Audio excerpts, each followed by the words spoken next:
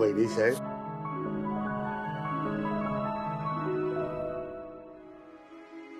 तिन्ही सांजेच्या वेळेला असं अंधार करून बसणं बरं नाही वहिनी साहेब.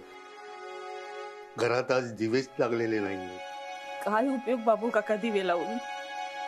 इंद्रा तर सगळीकडे अंधार करून निघून गेला. पण अंधार संपून कधीतरी उजेड हा पडतोच ना, त्यासाठी थोडी वाट पाहावी लागते. पण बाबू काका, त्यांनी सत्य बदलणार आहे का?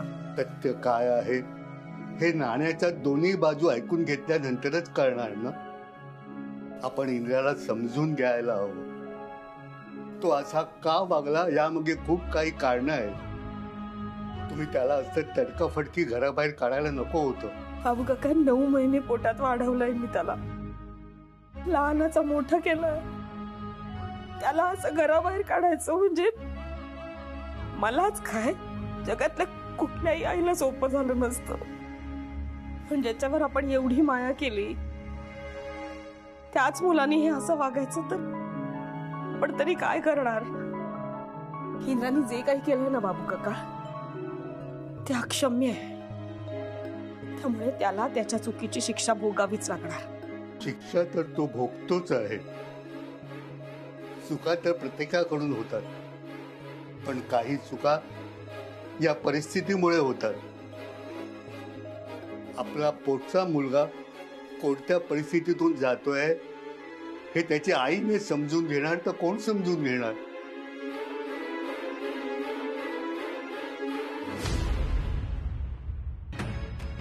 गुरु शिष्यात आयुष्य कधी संपतो कसं? हे गुंडा, मला सर म्हणायचं नाही, सांगून ठेवतोय.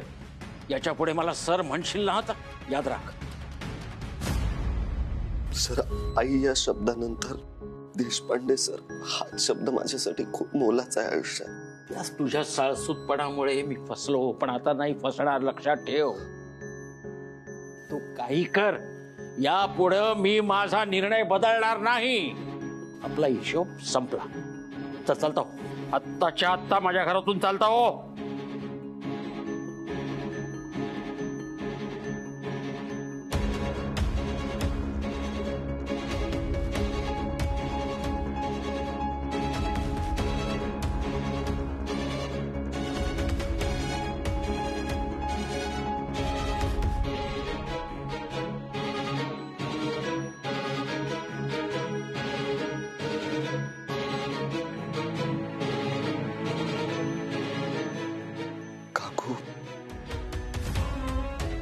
सर म्हणाले हे पैसे घे आणि मला तुझ्या ऋणातून मुक्त कर. सर माझ्या ऋणातून मुक्त होतील, पण मी सरांच्या ऋणातून कसा मोकळा होऊ काकू? आयुष्यात जेव्हा कधी अडखळलो तेव्हा सरांनी माझं बूट पकडून मला कायम सांगितलं, साळगावकर घाबरायचं नाही.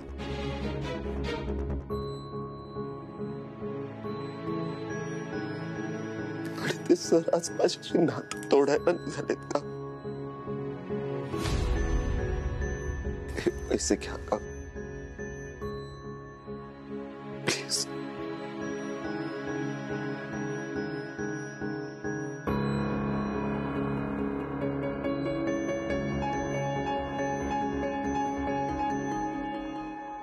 सर, जे घर तुम्ही इतक्या मेहनतीने, इतक्या कष्टाने, इतक्या प्रेमाने उभं केलं, ते घर तुम्ही गहाण टाकलं का? तर तुम्हाला माझे पैसे परत करायचे होते म्हणून? मला घर जोडता येतात सर, तोडता येत नाही. आणि हे संस्कारही आम्ही तुमच्याकडूनच शिकलोय.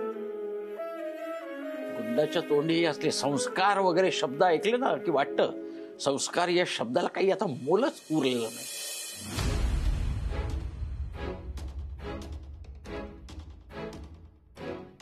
सर, तुम्हीच म्हणता ना, संस्कारांना मोल नसतं, मान असतो. हाच मान तू आज मातीमोल केलायस.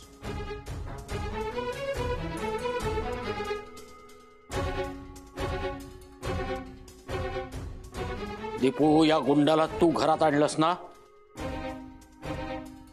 आता तूच या गुंडाला आपल्या घराबाहेर काढायचंयस.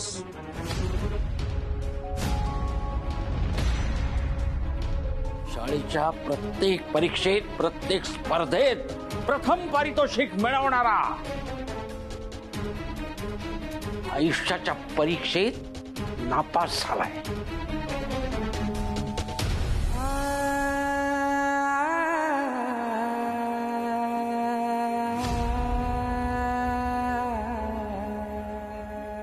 सर, मी चुकलो सर. तुम्हाला फसवण्याचा आमचा हेतू नव्हता. इंदिराजी, उठा उठा, प्लीज प्लीज उठा. बसा तुम्ही आधी. इंदिराजी बसा.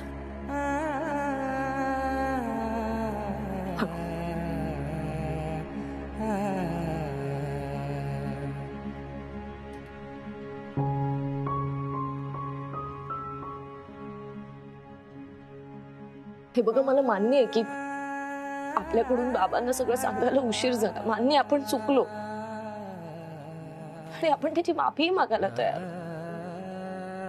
पण याचा अर्थ असं नाही की आपण फसवलंय त्यांना. आणि इंद्राजी, तुम्ही ना खूप खरे आहात. तुमच्या सरांनी कायम तुम्हाला खरं वागा असं सांगितलं ना. त्यांनी हे सांगितलं का की खरं वागण्याची ही अशी शिक्षा मिळते. आणि बाबांना तुमच्या बरोबर हिशोब करायचा ना, करू दे त्यांना. पण मग त्यांना हे सुद्धा विचारा की जेव्हा ते हॉस्पिटलमध्ये होते आणि रक्तासाठी वणवण करायची होती आणि तुम्ही ती रात्रभर केलीत, तर ह्याची परतफेड ते कशी करणार आहेत. आणि दीदीच्या लग्नात आर्थिक मदतीबरोबर तुम्ही आमच्या सोबत ज्या पद्धतीने उभे राहिलात, त्याची परतफेड ते कशी करणार आहेत. तिच्या सासरच्यांनी जेव्हा तिला डांबून ठेवलं होतं, तेव्हा तुम्ही आलात आणि तिचा जीव वाचवलात. ह्याची परतफेड ते कशी करणार आहेत. ताईच्या लग्नात तुम्ही सगळं सांभाळून घेतलं, ह्याची परतफेड ते कशी करणार आहेत. आणि जेव्हा त्यांची मुलगी मरणाच्या दारात होती, तेव्हा हॉस्पिटलमध्ये रात्रंदिवस तुम्ही तिथे बसून होतात, याची परतफेड ते कशी करणार आहेत. प्रत्येक अडीनडीला तुम्ही मदतीला आलात, याची परतफेड कशी करणार आहेत. नाही, विचारा ना त्यांना. त्यांच्या मुलीवर तुम्ही मनापासून प्रेम केलं, त्याची परतफेड ते कशी करणार आहेत. एका क्षणात सगळं बदललं ना तुमच्यासाठी बाबा. जे काय झालं त्यामुळे इंद्राजींनी आणि तुमच्या दीपूने तुम्हाला फसवलं, ही भावना निर्माण झाली ना. पण तुमच्या हे लक्षात येत नाहीये का की आम्हाला फसवायचंच असतं, तुमच्याशी खोटंच वागायचं असतं, तर आम्ही पळून जाऊन लग्न करून मोकळे झालो असतो. हो, आम्हाला सगळं सांगायचंच होतं तुम्हाला. मान्य, थोडा उशीर झाला, पण बऱ्याचदा येऊन आम्ही तुम्हाला सांगणार होतो, पण काही ना काही कारणामुळे ते राहून गेलं. आणि प्रत्येक वेळी इंद्राजींना वाटायचं की सांगितलं तर देशपांडे सर दूर जाते. त्या दिवशी तर ते सांगणार होते, मीच त्यांना थांबवलं. आणि बाबा, एका मुलीला काय हवं असतं माहितीये. जितकं प्रेम तिचे बाबा तिच्यावर करतात ना, तितकंच प्रेम तिच्या जोडीदारानंही करायला हवं. आणि मी खात्रीने सांगू शकते तुम्हाला, इंद्राजींचं माझ्यावर खूप प्रेम आहे आणि माझं सुख त्यांच्या सोबत असण्यातच आहे. ते माझ्या आयुष्यात आले आणि माझं आयुष्य सार्थकी लागले. आणि तुम्ही त्यांना आयुष्याच्या परीक्षेत नापास ठरवून टाकलात. आयुष्याच्या परीक्षेत हा नापास का झाला ऐकायचंय?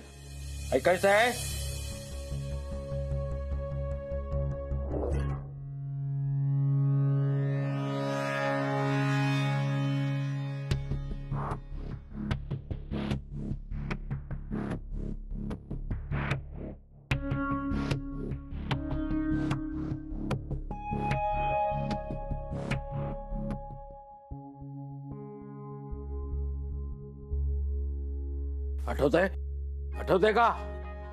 9वीत होतास तू. पहिला क्रमांक मिळाला होता तुला. सगळेजण कौतुक करत होते मीही तुला बक्षीस दिलं होतं त्यावेळेला तू शपथच घेतली होतीस. आठवतंय काय शपथ घेतली होतीस? आठवतंय?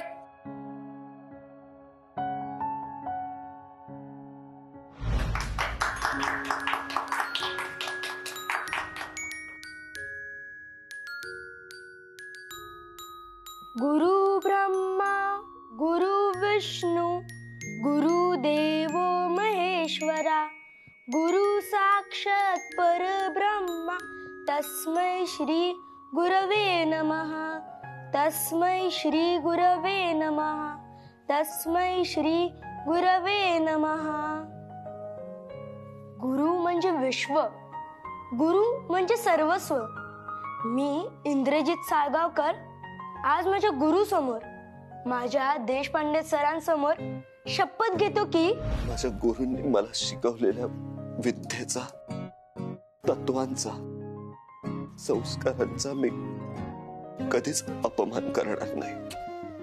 माझ्या गुरूंनी मला शिकवलेली तत्व अंगीकारून मी कायम सत्य आणि अहिंसेच्या मार्गावर चालेन. माझ्या गुरूंनी शिकवलेले नियम मी कधीच विसरणार नाही. माझ्या गुरूंची शिकवण मी कधीच विसरणार नाही. पण तू विसरलास.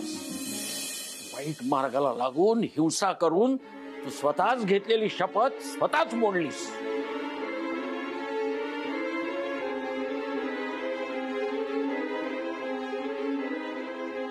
ये दिवेवर हात ठेव बाबा.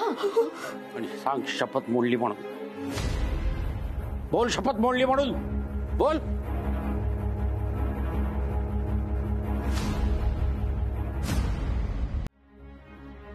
बोल शपथ मोड. पास करा बाबा हे सगळं. काल तुम्ही जिथे साळगावकरला पाहिलं तिथे जर त्यांनी हिंसा केली नसती तर आपली दीपू आणि साळगावकर आपल्या समोर आता उभे नसते. सांगा मला काय महत्वाचं आहे? दिलेली शपथ पाळणं महत्वाचं आहे की एखाद्याचा जीव महत्वाचा आहे? बाबा आम्ही सगळ्या आमच्या परीने तुम्हाला कधीपासून सांगण्याचा प्रयत्न करतोय पण तुम्हाला कळतच नाहीये. बाबा तुम्हाला गैरसमज करून घेता येतोय पण ऐकून घेता येत नाहीये. बाबा आज मी तुम्हाला एक गोष्ट सांगते. दीपू आणि साळगावकर बद्दल सगळ्यात आधी मला कळलं होतं.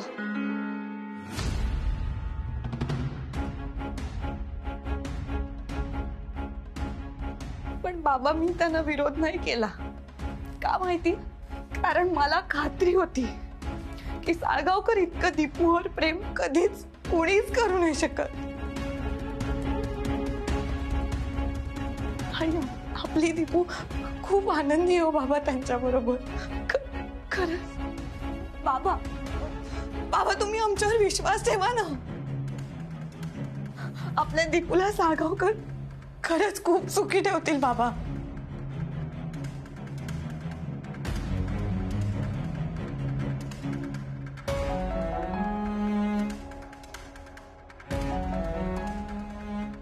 बाबा एकदा बघा, बघा या दोघांकडे. तुम्हाला त्या दोघांच्या डोळ्यात एकमेकांबद्दलचं प्रेम, आस, एकमेकांबद्दलची काळजी बाबा नाही का दिसत आहे? बाबा तुम्ही एकदा त्यांचं प्रेम समजून घेण्याचा प्रयत्न करा. मग तुम्हीच म्हणाल प्रेम असावं ना तसं. प्लीज एकदा समजून घ्या. बाबा त्यांचं खूप प्रेम आहे एकमेकांवर. माझी सगळी माणसं माझ्यापासून दूर घेऊन गेला असतो तरीही तुला वचन देतो की ही लोकांना मारून, धमकावून, लुबाडून जो माणूस पैसे कमावतो ना त्याला हा मनोहर देशपांडे कधी समजून घेणार नाही. एका गुंडाबरोबर हा मनोहर देशपांडे त्याच्या मुलीचं लग्न कधीच होऊ देणार नाही. चालता हो माझ्या घरातून. चल निघ आताच्या आता. चल निघ.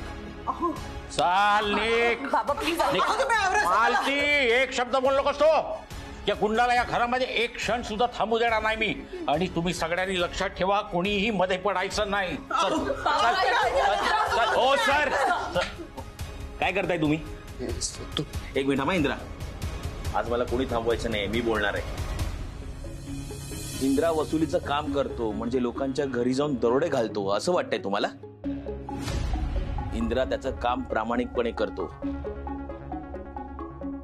आणि तुम्हाला काय वाटतं वसुलीचं काम वाईट आहे? तर मी तुम्हाला सांगतो, कोणतंच काम वाईट नसतं आणि छोटं तर नसतंच.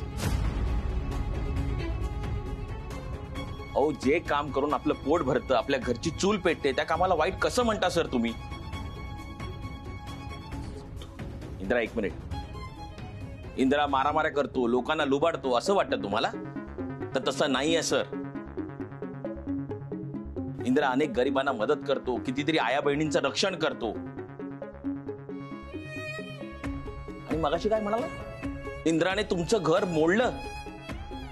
सर, बाहेर जाऊन जरा जगाला विचारा, इंद्रा कोणाचं घर मोडत नसतो, तो कितीतरी लोकांचं घर उभं करायला मदत करतो. लहानपणी परिस्थितीमुळे त्याला जे जे मिळालं नाही ना ते सगळ्यांना मिळावं म्हणून तो अनेक मुलांची शाळेची फी भरतो. सत्तू गप्प बस. संकट आली, मदत लागली की इंद्रा हवा. साळगावकर, मदतीला येशील ना रे? पण जेव्हा तो तुमच्या तत्वांच्या विरोधात जातो तेव्हा तोच इंद्रा गुंड बनतो. तुमच्यासारखं हे तत्व करत बसण्यापेक्षा ना इंद्रासारखा गुंड कधीही चांगला सर. सत्तू,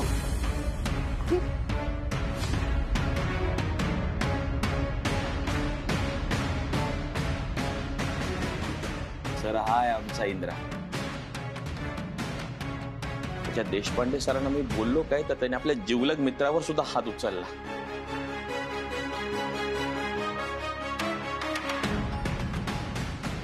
सॉरी यार इंद्रा, खूप जास्त बोललोय मी, पण आता नाही सहन होत यार. जयश्री का कुणी तुला घराबाहेर हाकललंय, इकडे देशपांडे सर तुला समजून घ्यायला तयार नाहीयेत. बस झालं ना, सोड ना हा चांगुलपणा. जगात तत्वाला किंमत आहे पण चांगुलपणाला काडीची किंमत नाही आहे यार. चल निघूया. किती डोकं फोडलंस ना तरी देशपांडे सरांना हा इंद्रा अजिबात कळणार नाही. दीपिका मॅडम, आम्ही येतो. येतो मॅडम. तुम्हाला तर माहितच आहे, प्रेम करणं खूप कठीण असतं. येतो मालतीका. अरे, तुझ्या अंगात ताप आहे, कुठे जाणार आहेस तू? साळगावकर, तुम्ही आजचा दिवस प्लीज इथेच थांबा. जायला हवं.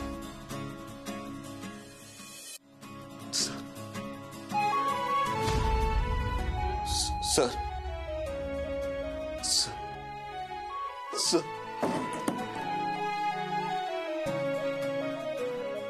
सर, चुकलो मी सर. सर माफ करा ना मला प्लीज. सर तुम्हीच म्हणायचात ना, चुका माणसाकडूनच होतात पण चुका आपल्याला शिकवतात, घडवतात. सर तुम्हीच नेहमी शिकवलं. परिस्थितीमुळे कितीही अडचणी आल्या तरी घाबरायचं नाही. कणा ताठ ठेवायचा आणि म्हणायचं, ओळखलं का सर मला? पावसात आलं कोणी, कपडे होते कर्दवलेले, केसांवरती पाणी.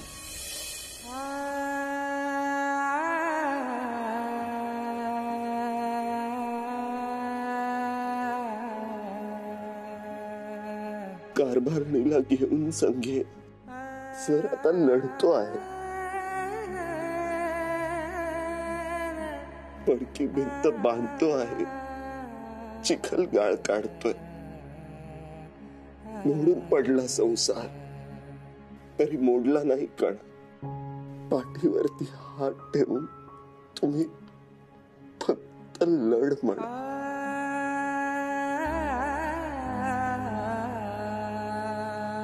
सर